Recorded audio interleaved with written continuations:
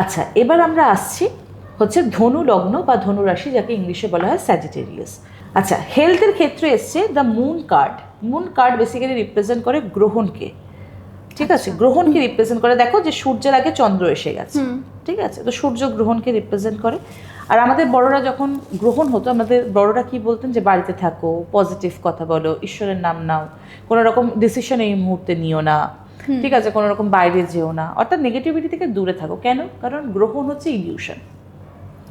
Surya all of a sudden আকাশ থেকে গায়েব হয়ে গেল, তো সেটা ইলিউশন। কিছুক্ষণ বাদে আবার যেই চন্দ্রমা সরে যাবে, সূর্যকে একা দেখা যাবে। তো ultimately this is the time of illusion. হেলথের জন্য দ্য মুন কার্ড আসা মানে হচ্ছে এরকম অনেক রোগ তোমার ফিল হতে পারে বা তোমার রিপোর্টে আসতে পারে, যেটা তোমার আদতে হয়ই নেই।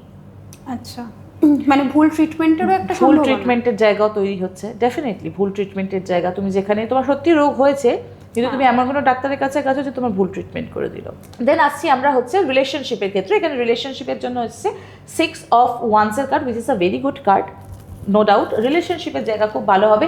যদি কোনো ফালতু হেলথের ইয়েতে ভোগো, তোমার পার্টনার কিন্তু তোমাকে ভীষণ রকমভাবে সাহায্য করবে। কারণ দেখতেই পাচ্ছ এখানে একজন ঘোড়ায় করে যাচ্ছে, পেছনে সে ফলো করছে, অর্থাৎ তোমার পার্টনার কিন্তু তোমার সাথে থাকবে।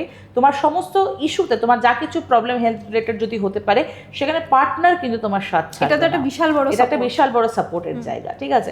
তো পার্টনার কিন্তু সবসময় সাথে থাকবে। রিলেশনশিপে গ্রোথ হবে, বিয়ের জন্য কথা এগোতে পারে, বা আগামীতে কোনো জায়গায় তোমরা আলাদা শিফট হতে চাইছো, সেই দিকে কথা এগোতে পারে, অর্থাৎ পজিটিভ দিকে রিলেশনশিপের জায়গাটা ডেফিনেটলি যাবে। এবার আসছি ক্যারিয়ারের দিকে। ক্যারিয়ারের হচ্ছে দ্য হারমিট কার্ড। হতে পারে এটা হেলথের জন্যই, ক্যারিয়ার কিন্তু স্টাক হয়ে বসে আছে।